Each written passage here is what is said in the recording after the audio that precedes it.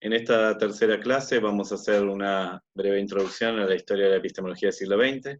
que va a servir como encuadre, como estructura, para ir revisando distintas corrientes, escuelas, autores y textos,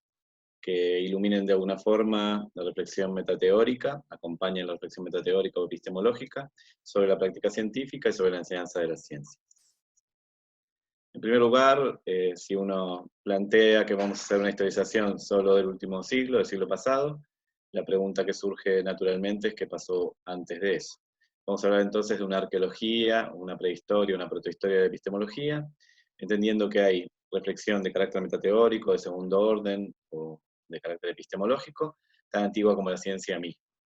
Esta afirmación nos pone en problemas porque hay que situar también el origen de aquello que vamos a llamar ciencia, antes de que se llamara así, ver qué tipo de actividades humanas sobre el mundo natural se parecen lo suficiente a la ciencia actual como para ser calificados de parientes cercanos de la ciencia, remontarnos atrás en el tiempo, usando esos parecidos de familia, para ver cuándo reconocemos actividad que hoy aceptaríamos como parcial o aproximativamente científica, y a partir de ahí poner el origen de coordenadas también para la reflexión metateórica o epistemológica, en relación con la idea de recursividad del pensamiento humano que trabajamos anteriormente. La idea de poder hacer y pensar sobre la acción, pensar sobre el pensamiento, pensar sobre el discurso, y discursear sobre la acción, el pensamiento y el discurso. En este sentido, desde antiguo hay una relación de Occidente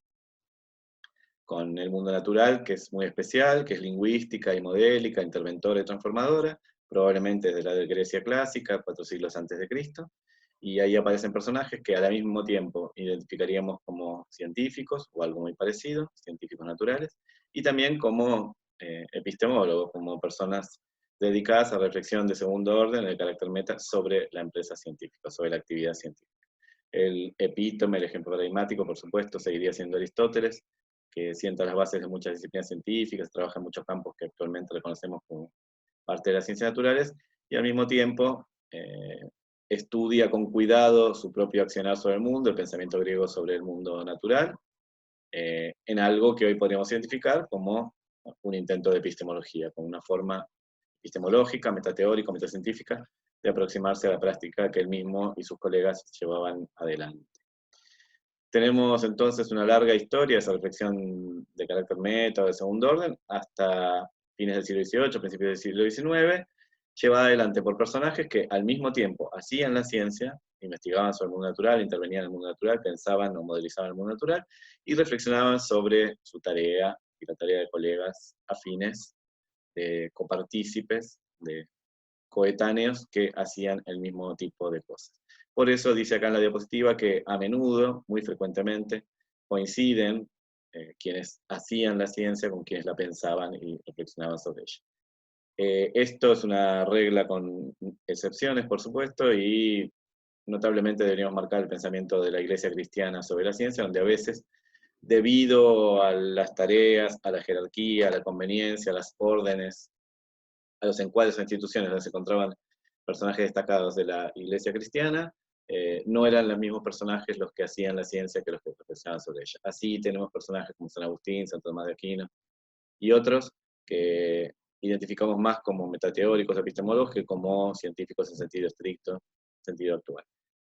Por el contrario, tenemos un montón de otros personajes, como el propio Newton o Boyle, o Descartes en Francia, que hicieron avances en el conocimiento del mundo natural en diferentes campos que identificamos con la física y otras disciplinas, y al mismo tiempo pensaron rigurosamente de manera crítica sobre esta actividad de comprensión, de conocimiento sobre el mundo natural. Es recién en el siglo XIX probablemente donde la ciencia toma tal envergadura, tal dimensión, tal profundidad, tal alcance en el mundo occidental y sobre todo en las sociedades capitalistas avanzadas, que se necesitan profesionales, pensadores, intelectuales dedicados por completo a la tarea de pensar desde un segundo orden de discurso acerca de la ciencia. Entonces aparecen en Francia Saint-Simon y Comte, o en Inglaterra Whewell y Mill. Hoy podríamos vagamente, de manera laxa, calificarlos de cientistas sociales, aunque es forzada la denominación y un poco anacrónica. Pensadores, intelectuales, políticos, personajes de época, religiosos, que pensaron ordenadamente, de manera sistemática, de manera muy extensa, escribiendo mucho, sobre el desarrollo de la ciencia y la tecnología en el siglo XIX y su importancia para el avance de las sociedades democráticas que estaban consolidándose y apoyándose fuertemente en el capitalismo. Entonces ahí tendríamos algo que se parece bastante a la epistemología, y de hecho tenemos los primeros términos técnicos para este tipo de reflexión. Aparece la palabra epistemology, como comenté en alguna clase anterior, aunque no dedicada específicamente a la disciplina, sino más bien a un tipo de reflexión, a un tipo de campo de problemas, y otros términos técnicos relacionados con la reflexión metateórica. Sin embargo, todavía no hay una disciplina académica emergida y consolidada, reconocible como tal. Es solo en el siglo XX, a partir de la década del 20, del siglo XX, que podemos reconocer una disciplina académica universitaria, emergida, consolidada, perteneciente a la episteme o al campo de las disciplinas humanas, que será luego la epistemología, filosofía de la ciencia o teoría de la ciencia. La aplicación de la palabra disciplina en sentido estricto solo se puede hacer desde entonces, donde aparece un colegio invisible, como llamaba Thomas Kuhn, un conjunto de personas que se reconocen como profesando la misma actividad, llevando adelante la misma actividad. Aparece un corpus escrito, aparece un lexicón, un tesauro, un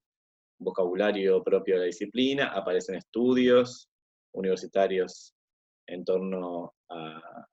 al pensamiento metateórico, a la epistemología, aparece la posibilidad de diplomas de posgrado, de cursos reglados, de foros de intercambio, congresos, revistas, libros, etc. Eso solo sucede estrictamente al final del primer cuarto del siglo XX, en la Belle Époque, en la transición entre las dos guerras mundiales. Dicho esto, ¿por qué concentrarnos entonces en la epistemología del siglo XX? Algunas razones están aquí esbozadas en esta diapositiva. El canon de la epistemología del siglo XX está institucionalizado, es objeto de enseñanza y aprendizaje ya desde hace varios años y por tanto está textualizado, está inscrito, está institucionalizado, está traspuesto en términos de didáctica, es reconocible. Sabemos cuáles son los textos, cuáles son los autores, cuáles son las ideas, cuáles son los hitos que marcaron la reflexión epistemológica en el siglo XX. Es mucho más fácil seleccionar grandes paradas, grandes momentos, grandes hitos, grandes mojones en la reflexión epistemológica del siglo XX que en épocas anteriores. También la formulación textual de esta epistemología, esta metaciencia,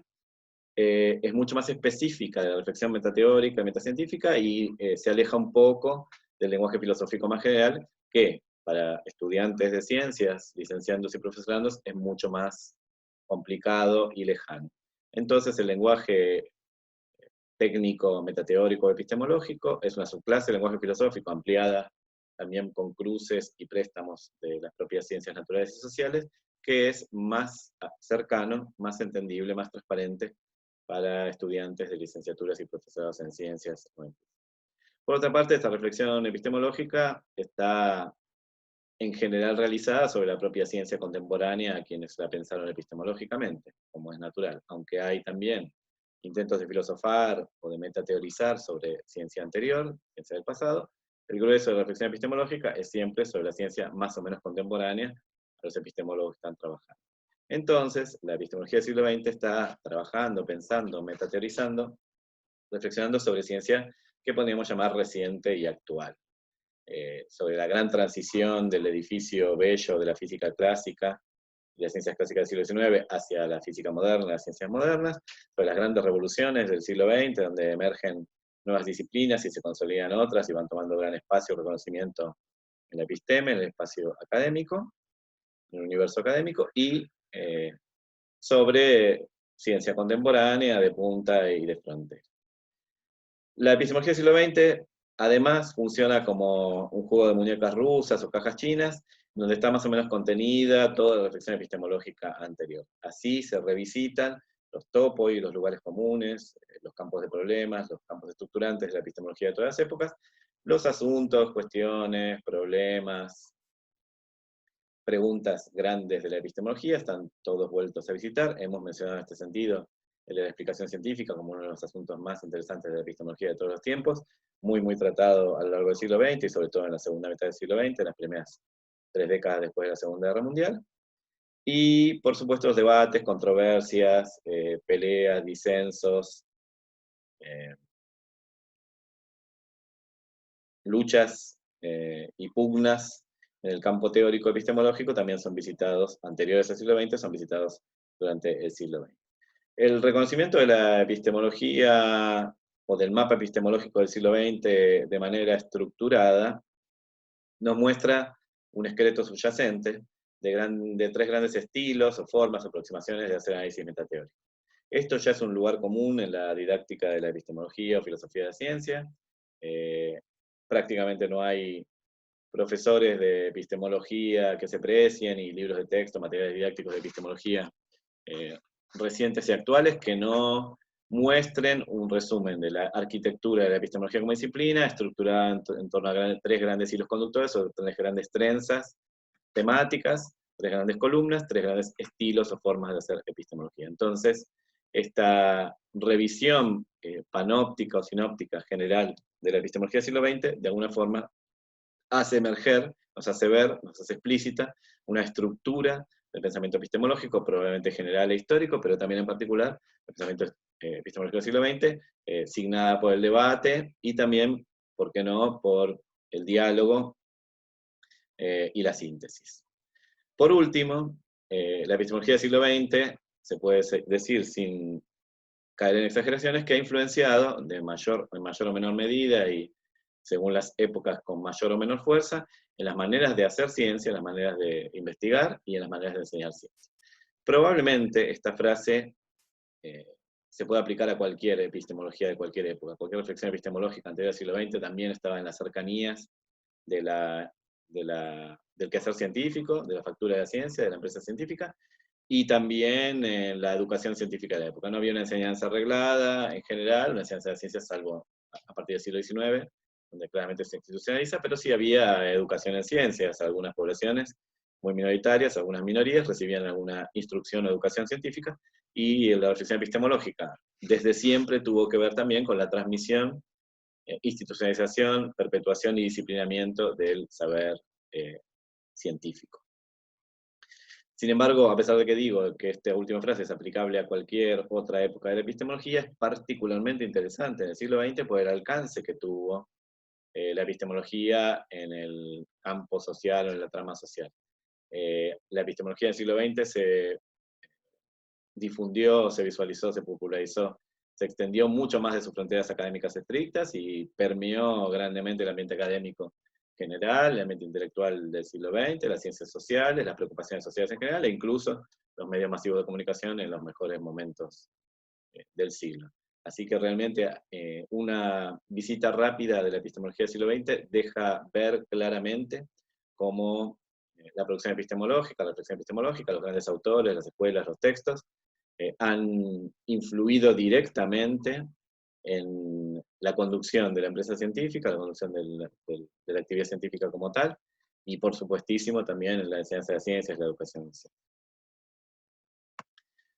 ¿Cuál es el problema de historizar el siglo XX? Bueno, lo primero es que lo que tenemos es una historia sesgada e intencionada, sin caer en el lugar común de la historia,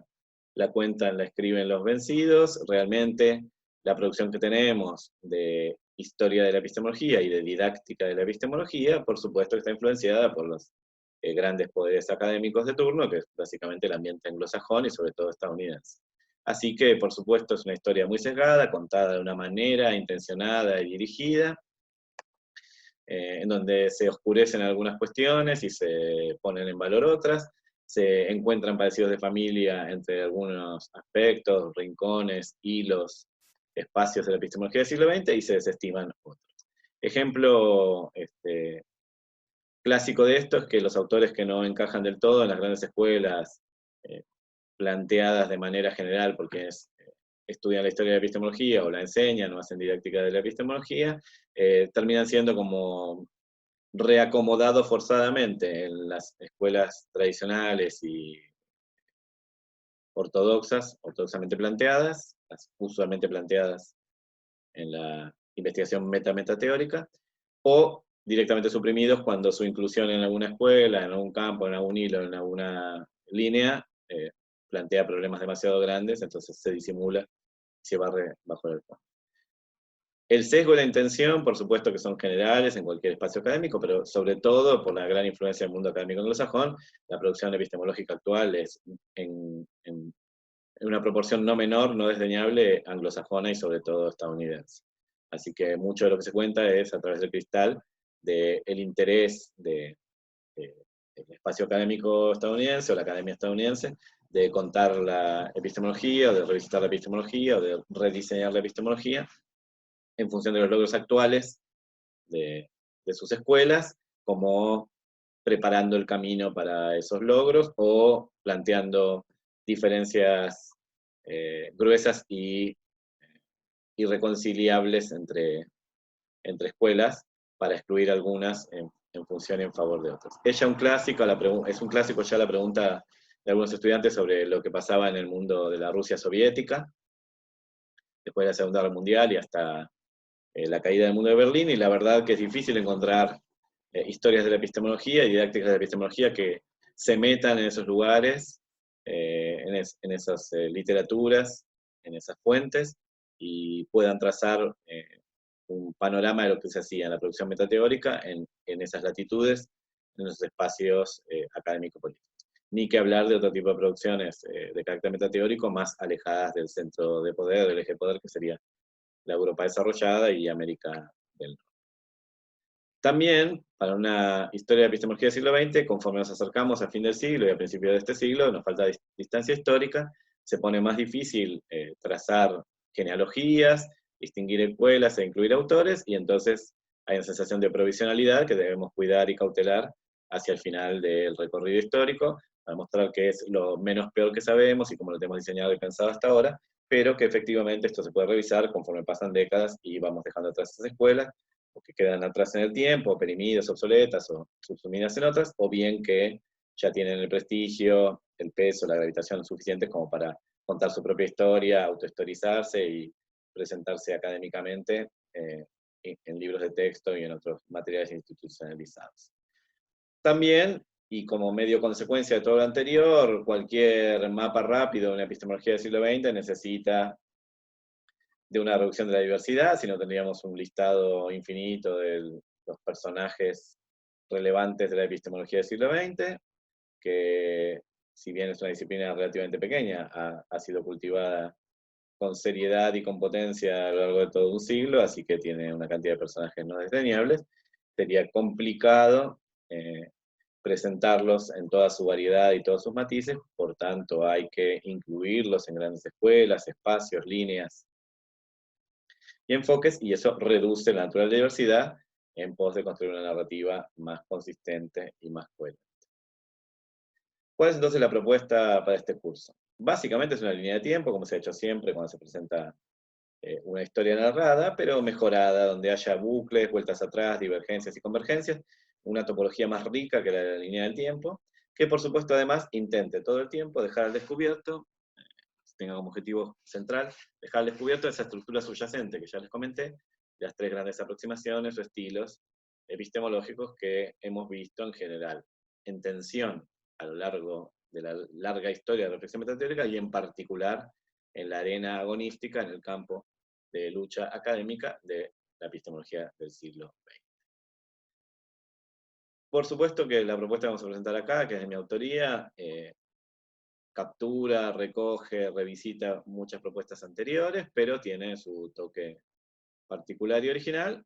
Se debe clarísimamente a todas las propuestas de grandes profesores de epistemología de la segunda mitad del siglo XX, que intentaron trazar este mapa tripartito, o de tres hilos, y distinguir grandes épocas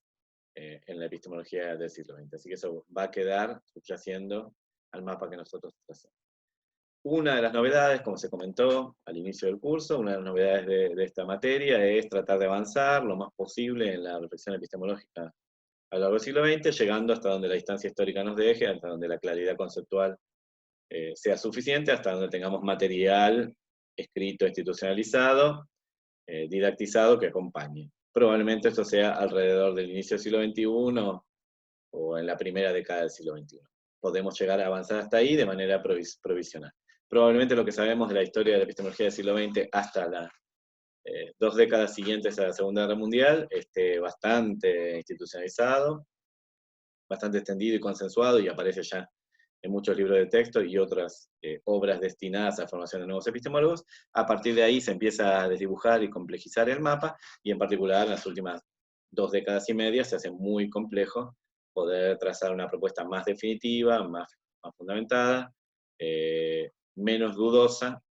menos provisoria, de mapeo de las cuestiones epistemológicas de moda y de los autores que están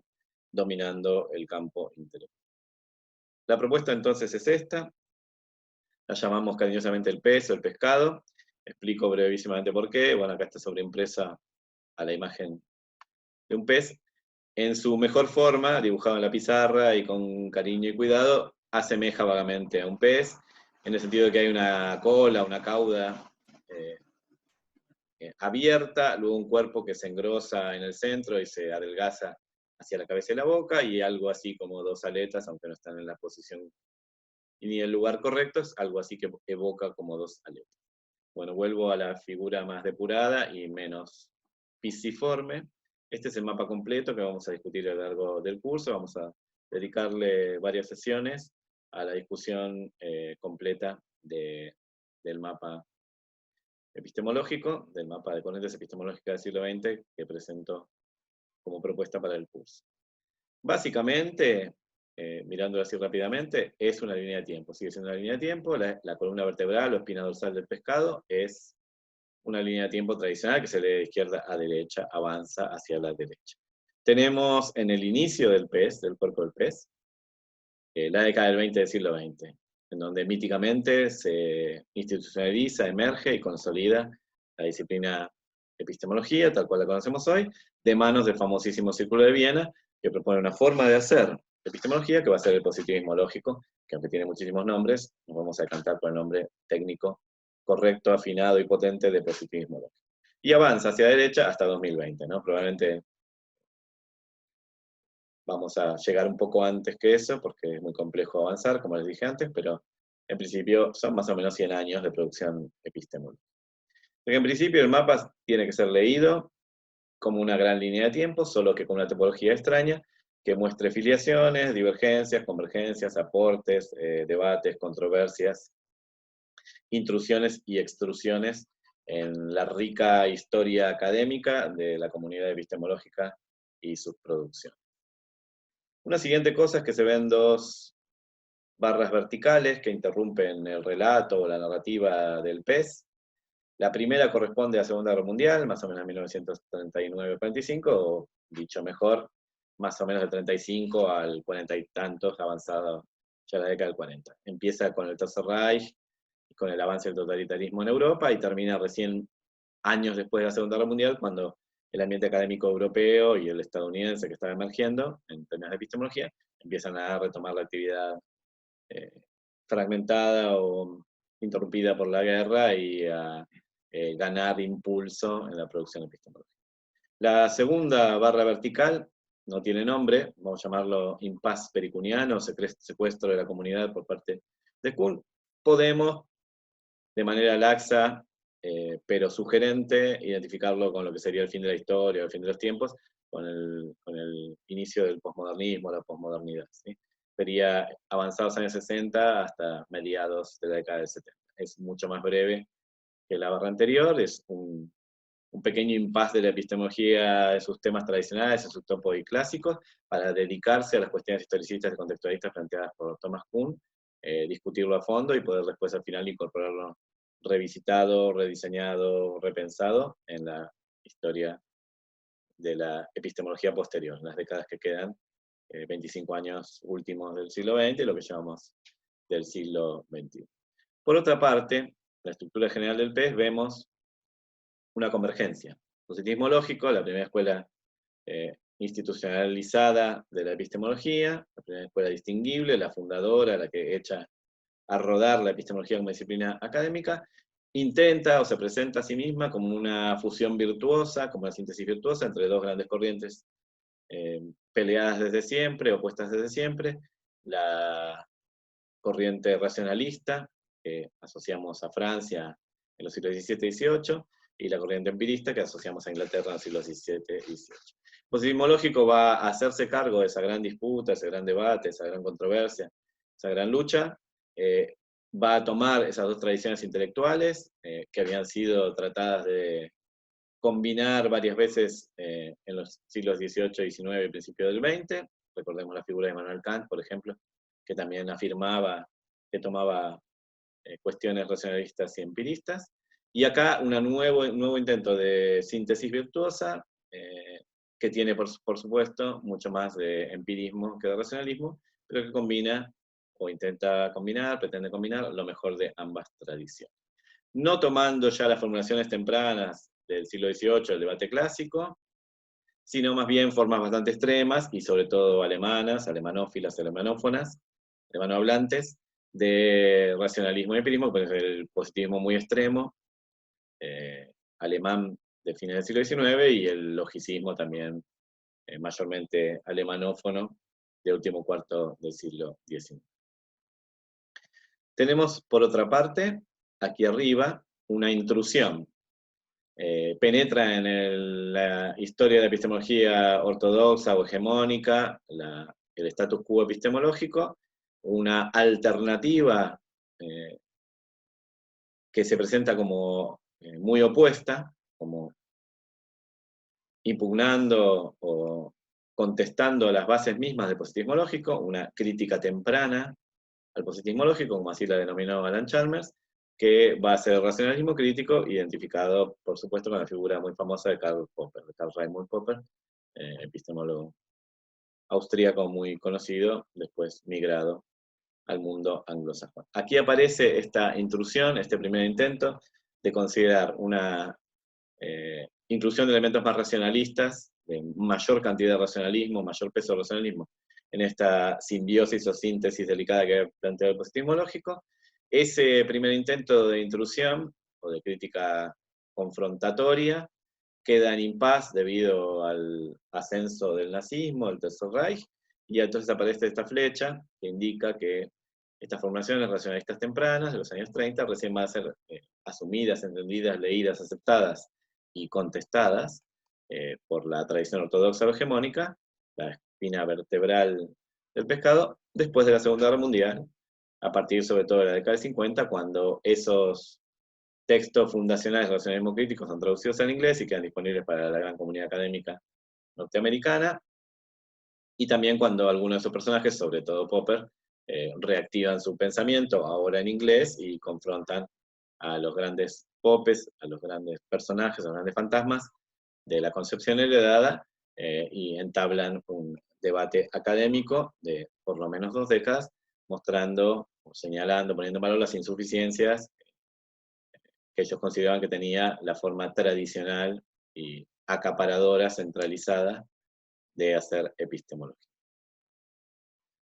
Por último, también tenemos acá emergidas las 3 tradiciones de las que les hablé, los 3 intentos, las 3 formas, los 3 estilos de hacer epistemología.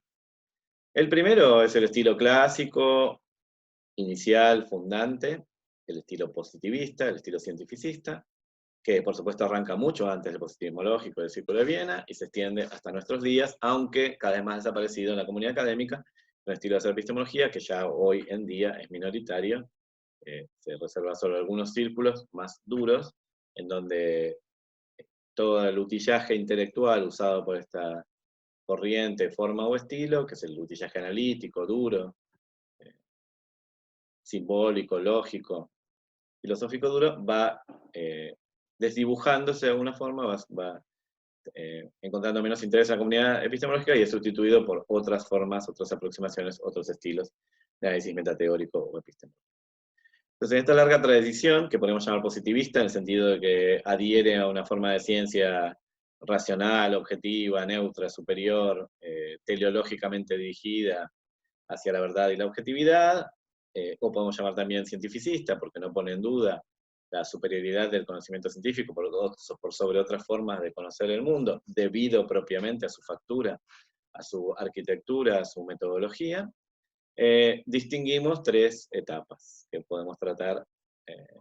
siguiendo de cerca los avatares, los altibajos de la historia política, económica, social y cultural del siglo XX. La primera etapa, breve, sería el positivismo lógico, que como les dije tiene varios nombres alternativos, como empirismo lógico, neoempirismo, neopositivismo.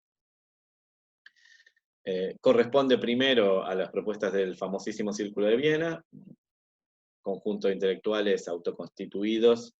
en círculo de pensamiento y reflexión filosófica sobre la ciencia, en la ciudad de Viena, en Austria, en tempranos años 20 del siglo pasado, y después se expande a otros núcleos intelectuales de Europa, universidades, instituciones de pensamiento, de debate, de producción intelectual, constituyendo una forma de hacer que queda bien definida y descrita en varios documentos fundacionales, entre ellos el famoso manifiesto del positivismo lógico, pero que tiene poco tiempo, poco espacio y pocos practicantes para desarrollarse. Es interrumpida de manera terminal y trágica por el ascenso de Hitler al poder, el advenimiento del Tercer Reich y el inicio de la Segunda Guerra Mundial. Tenemos aquí un periodo bastante corto en donde se plantean con claridad, con muchísima claridad, algunas líneas directoras de análisis epistemológico, cuáles van a ser los asuntos, los topoi de los cuales se va a poder ocupar la epistemología y cuáles van a quedar reservados a otro tipo de reflexiones metateóricas, una separación muy tajante de contextos de acción metateórica, con muchísima claridad, a su vez,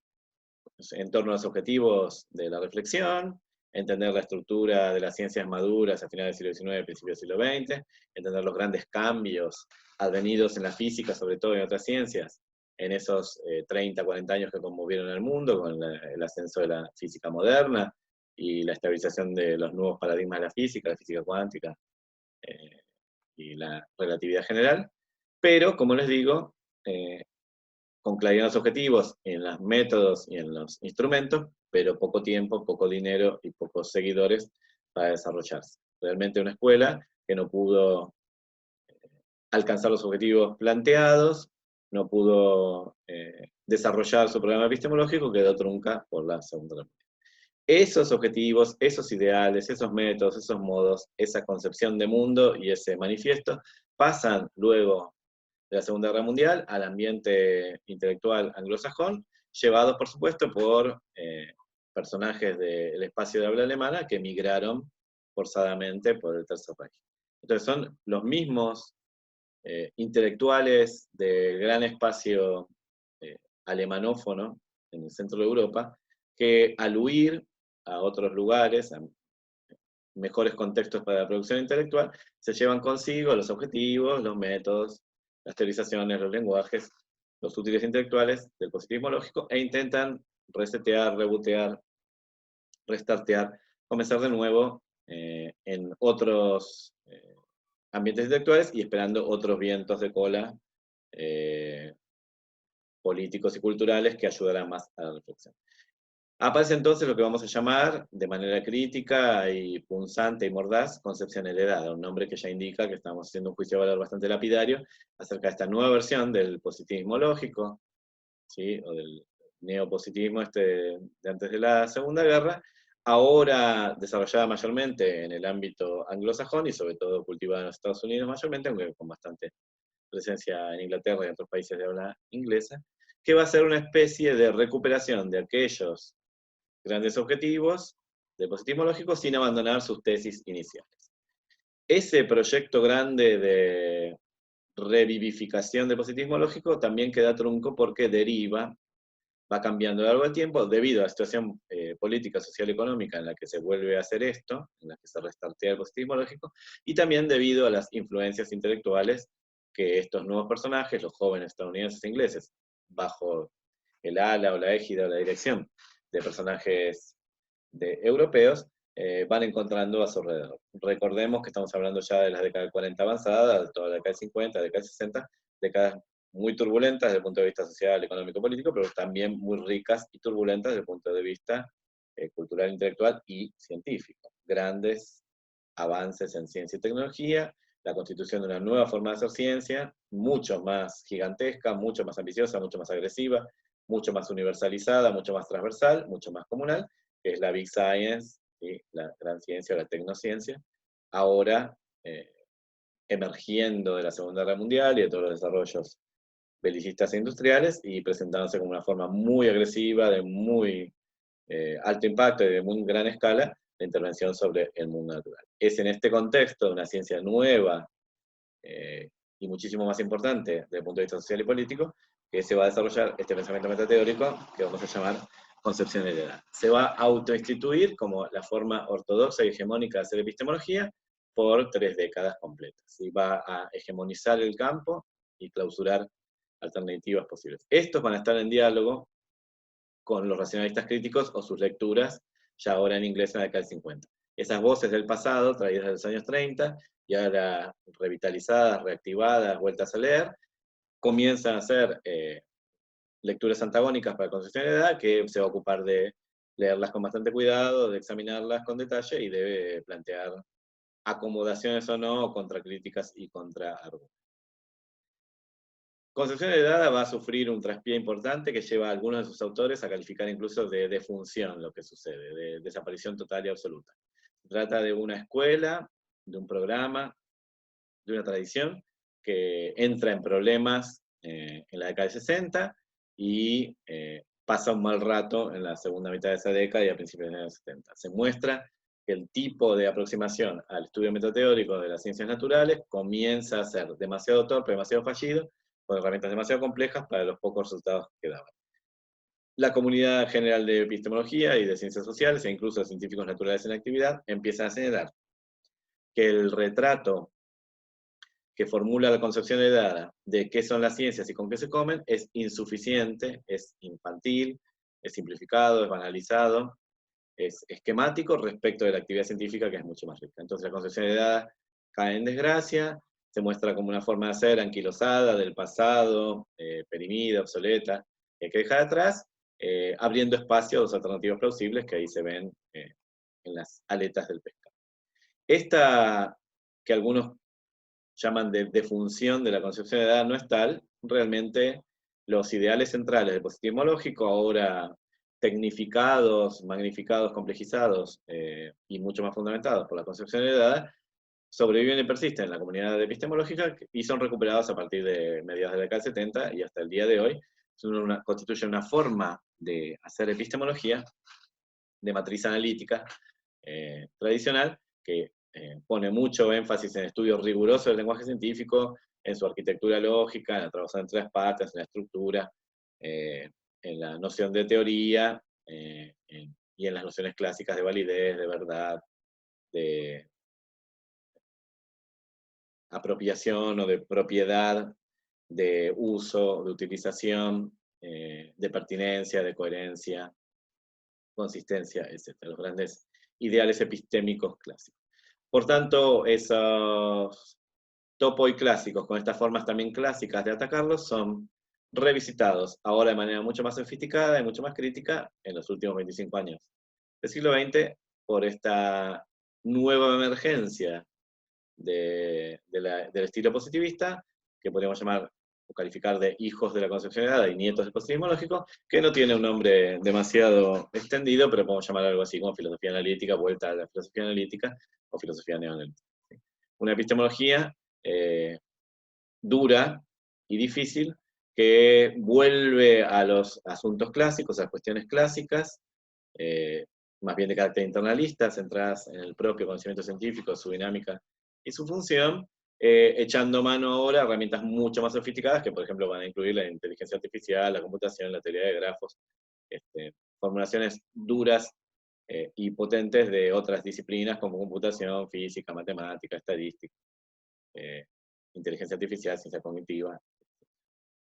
Esta corriente da estructura a todo el mapa y es imposible entender las aletas de arriba y de abajo sin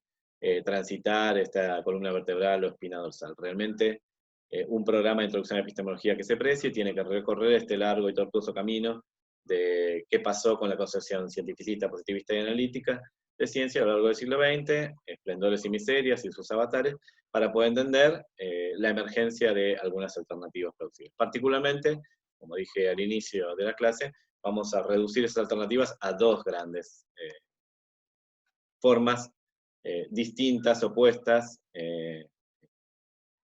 alguna forma enemigas, a la concepción esta heredada, hegemónica y ortodoxa, la que están abajo y arriba en el pescado. Vamos primero a la de abajo, que vamos a llamar de manera vaga e imprecisa nueva filosofía de la ciencia o historicismo.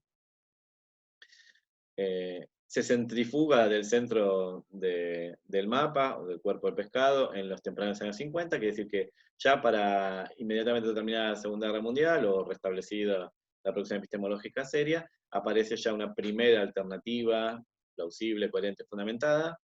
a la forma tradicional, hegemónica de hacer epistemología, que como les dije es de carácter positivista, cientificista, fuertemente empiro-inductivista. Esta nueva forma está mucho más ocupada, esta nueva forma de hacer epistemología está mucho más ocupada de las cuestiones de ciencia en contexto, de ciencia y su historia, de la riqueza del contexto de producción científica que estaba dibujado en la visión ortodoxa, y de cuestiones tan amplias como finalidades y valores de la ciencia. También de las ricas relaciones entre ciencia y sociedad y los aspectos culturales y lingüísticos en sentido mucho más amplio de la ciencia de lo que había estudiado el positivismo lógico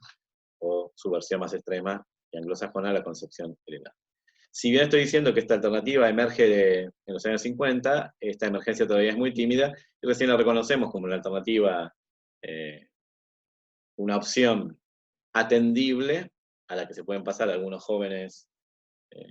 epistemólogos, muy entrada de la década del 50 o ya directamente en la década del 60, donde efectivamente vemos a estos jóvenes disidentes con la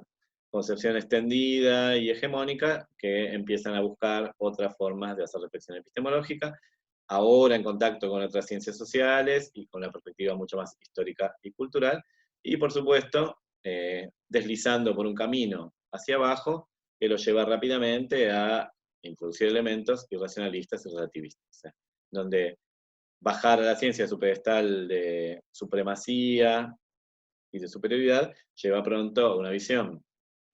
que puede extremarse de pensarla como solo otra forma de discursos, otra forma de relatos, otra forma de actividad, tan valedera y válida como todas las demás, cosa que por cierto es más que cierta, pero con las mismas reglas de juego, las mismas limitaciones que todas las demás. Reconocemos ahí abajo formulaciones extremas como el famoso todo vale, que empiezan a descreer de la posibilidad de las ciencias naturales de intervenir, entender y transformar el mundo, y empiezan a relativizar su discurso y encontrar ulteriores intereses por debajo que podrían opacar la finalidad principal de entender y explicar de manera productiva el mundo natural. Todo eso trabajaremos a lo largo del curso. La alternativa de arriba,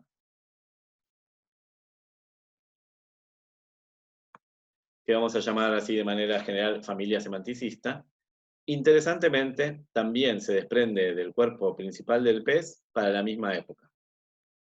en los primeros años 50 del siglo XX. Esto es bastante sorprendente porque tenemos la impresión, en general, quienes hemos transitado algún curso introductorio de epistemología, de que estas cosas de arriba del pez, del pescado, son mucho más nuevas. Esta impresión, esta sensación viene de que efectivamente las formulaciones de arriba empiezan a tener gravitación, importancia, visibilidad en la epistemología académica dura, sobre todo de ambiente anglosajón, muy entrado el siglo XX, ya en el último cuarto del siglo XX. En particular, recién a partir de los años 80 es donde esta forma alternativa de hacer epistemología se hace densa y dominante y con gran gravitación en la comunidad. Eso no nos tiene que distraer del hecho de que es una concepción que ya tiene más de 50 años, más bien 70 sería una mejor estimación, y que durante las décadas del 50, 60 y 70 hay una producción muy importante de este estilo de hacer epistemología, de este estilo metateórico, que a veces ha pasado sin pena ni gloria, o desdibujada, o arrinconada en la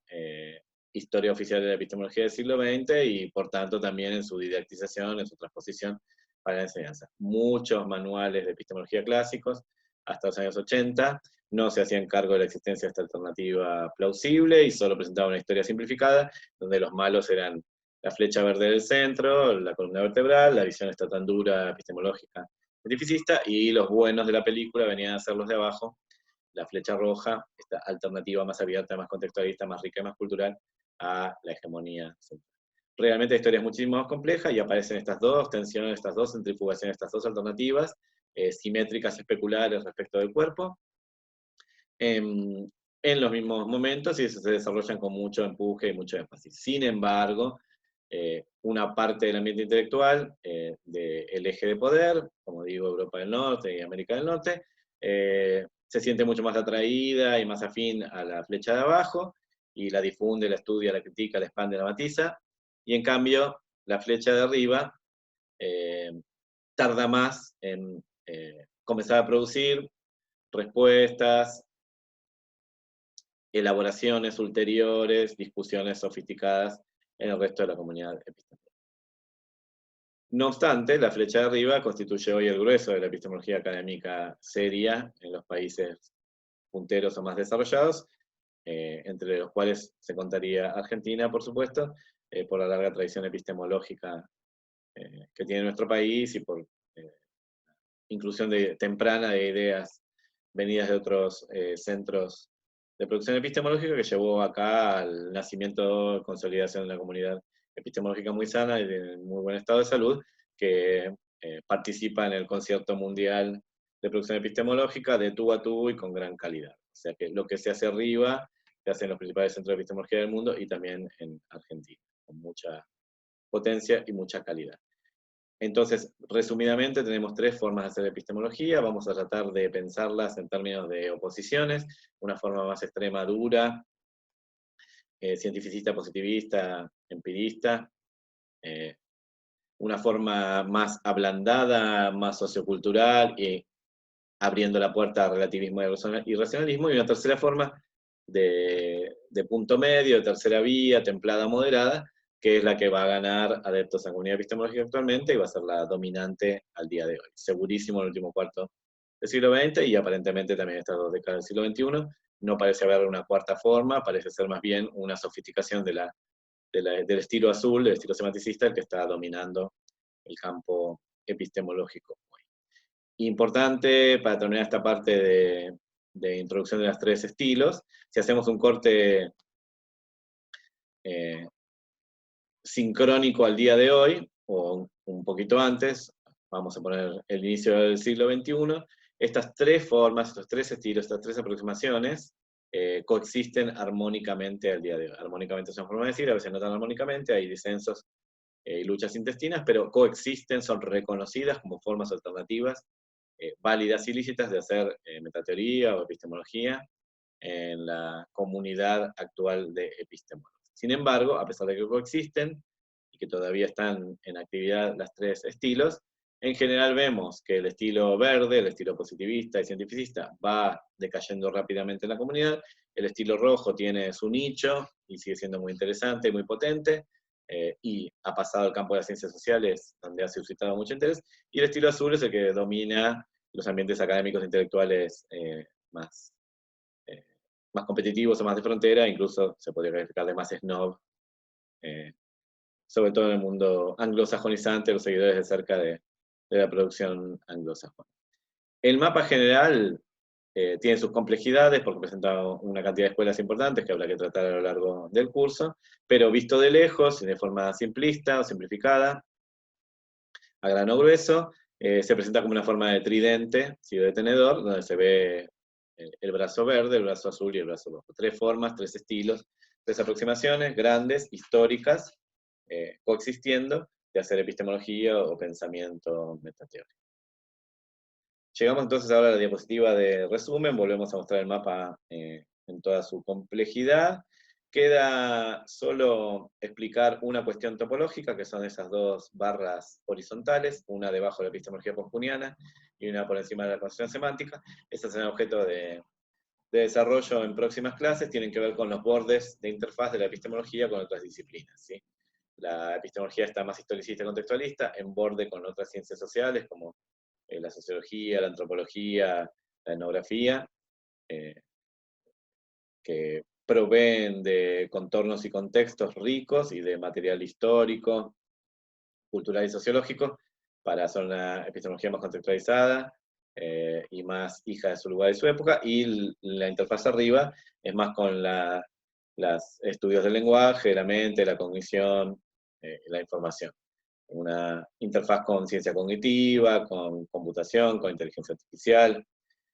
con lingüística, con teoría argumentativa, con otras disciplinas que se ocupan de asuntos más internalistas, más relacionados con el lenguaje, estructura, lógica y función de las proposiciones científicas, los modelos y las teorías. Básicamente, cualquier recorrido histórico o cualquier recorrido didáctico histórico por la epistemología del siglo XX implica de alguna manera visitar cada una de las escuelas que aparecen en el mapa, brevemente, ponerlas en contexto, desarrollar brevemente su surgimiento, apogeo y caída, que en cada caso toma matices importantes e interesantes y diversos, pero también, y por último, y aquí está el valor del pescado, poner en relación esas partes en un único mapa más consistente, más coherente, donde se muestren filiaciones, divergencias, convergencias, intrusiones y extrusiones, como les comenté antes. Es por eso que más que alinear en una línea de tiempo las distintas escuelas, que lógicamente tienen sus solapamientos en el tiempo, coexistieron a lo largo del siglo XX, es más interesante abrir esa línea de tiempo en un mapa bidimensional donde se presenten topologías más complejas y más ricas que muestren las relaciones más complejas, menos de sucesión y más de filiación que entre las distintas partes. El desafío es ese, y por supuesto que la presentación lingüística de las escuelas es lineal, porque así lo es el lenguaje, hay que presentar algo primero y algo después, pero el pez se recupera, el pescado se recupera cuando se hacen bucles, recursiones, divergencias y convergencias para ir mostrando el sitio de cada escuela en el pescado y hacer que el mapa cobre entidad, que las partes se aglomeren entre sí para formar un mapa bidimensional. El proyecto para la clase siguiente se sitúa en estudiar el positivismo lógico. En primer lugar, el proyecto del Círculo de Viena, constituido como una forma novedosa, crítica y políticamente comprometida de hacer metaciencia, de analizar epistemológicamente la física alemana de los años 20 y anterior, y luego ya como una escuela general que dicta la letra y música de la forma estándar, la forma mayoritaria de hacer epistemología en el siglo XX, que duró varias décadas. Sobrevivió a la Segunda Guerra Mundial y se prolongó, se perpetuó, se expandió en el ambiente intelectual de otros países, llegando a América del Norte y desarrollándose fuertemente a lo largo de más de 3 décadas de producción, en las cuales la tesis inicial y central, como les dije, es la de que la ciencia constituye una forma de comprender el mundo natural que de alguna forma, de alguna manera, es superior, es más correcta, es más válida, es más verdadera que otras formas de hacer. El positivismo lógico basó esta superioridad en la cuestión del método, inaugurando